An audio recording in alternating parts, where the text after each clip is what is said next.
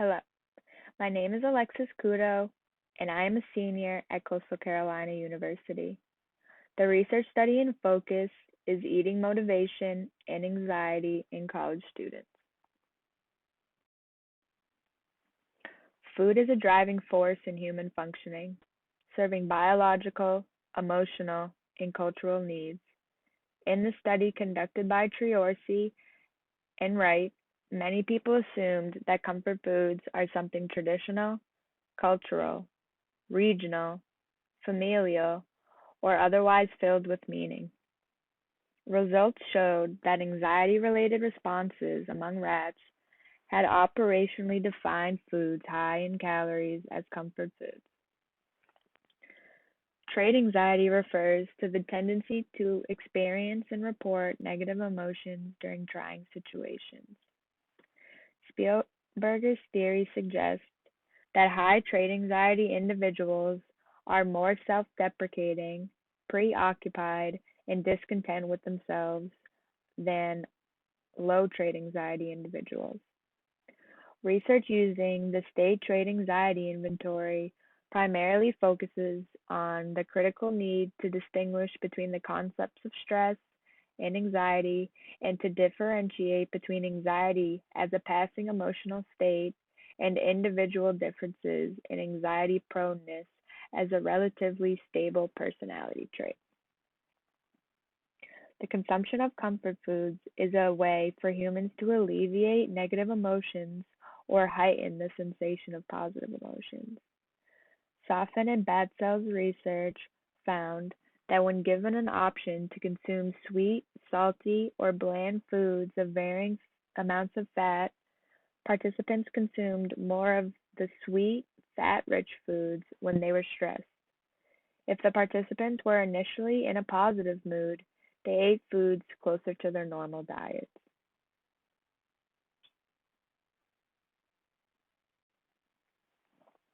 There were 6 hypotheses in focus during this study.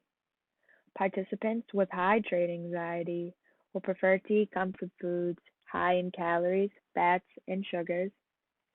Participants with low trait anxiety will prefer to eat comfort foods more close to their normal diets.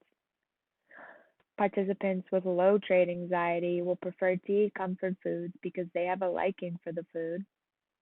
Participants with high trait anxiety may eat comfort foods to control for affect regulation. Participants with low trait anxiety may eat comfort foods to feel pleasure. And participants with high trait anxiety may eat comfort foods for the convenience. My method of research was a correlational research design. There were 2 variables in focus: trait anxiety and motivation for eating. There were 69 participants in this study, 55 women and 14 men. Their ages ranged from 18 to 42. The materials I used were the trait anxiety portion of the State Trait Anxiety Inventory, the Eating Motivation Survey brief version, and a 7-item demographic questionnaire. This study took place online through the SONA system that Coastal Carolina University provides.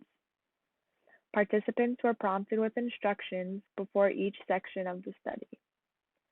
Participants read a brief description of the study before signing up. Once signing up, the participants read and signed a consent form giving them permission to be part of the study. After signing the consent form, the participants completed the State Trait Anxiety Inventory.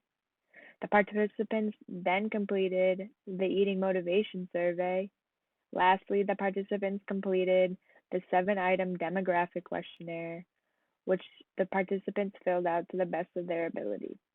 The participants were prompted with a debriefing statement once they had finished completing the study.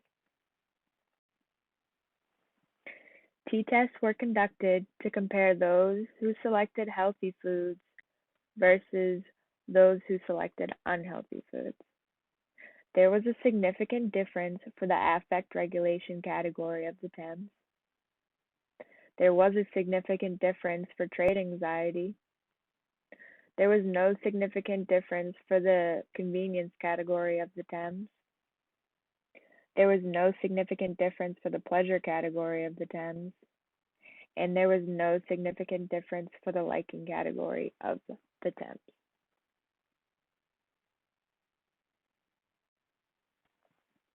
Here we have a bar graph showing mean affect regulation score by healthy versus unhealthy food choice.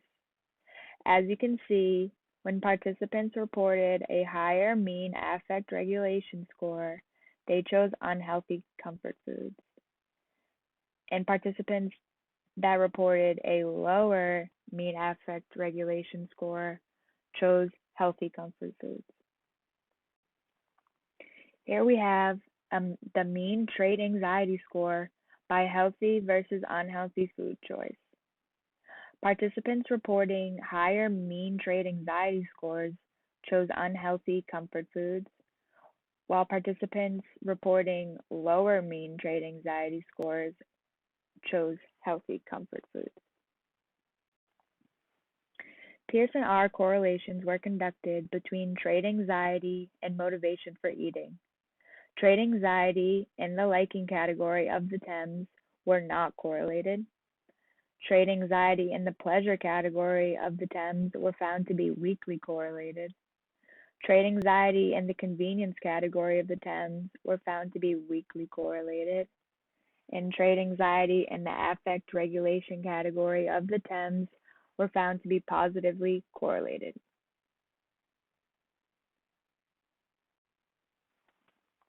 Hypotheses 1 and 2 were supported.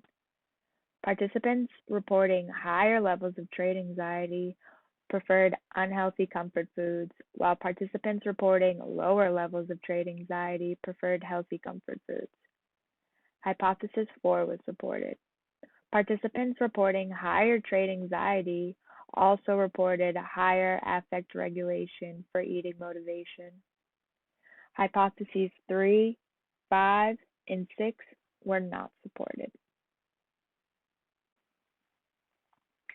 Limitations to this study were an uneven amount of participants in the healthy and unhealthy food choice groups.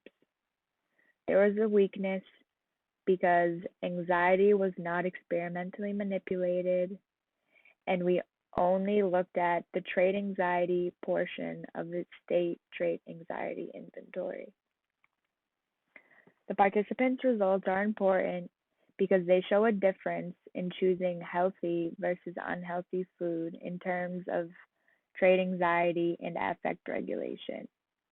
Those who chose unhealthy food have higher levels of trait anxiety than those who chose healthy foods. Affect regulation is correlated with trait anxiety, meaning they eat comfort foods to control for mood. If the study were to be replicated and expanded on, the researcher could look more into comfort food choice and the reason to why certain foods were selected more than others. It seems like many people enjoy the same or similar comfort foods in our culture, and I believe there is a reason for this. Future researchers could look at different ethnic groups and their cultures and see what they prefer to eat for comfort foods, and to see if it is similar to what people choose in our culture. I believe that every ethnicity and culture has different foods they prefer, and it would be very interesting to see the different foods people like to eat. I would like to acknowledge Dr. Pettyjohn for being my advisor for this research study and for his continuous guidance throughout the research process. I would like to acknowledge the participants for volunteering their time to complete this research study. Thank you again.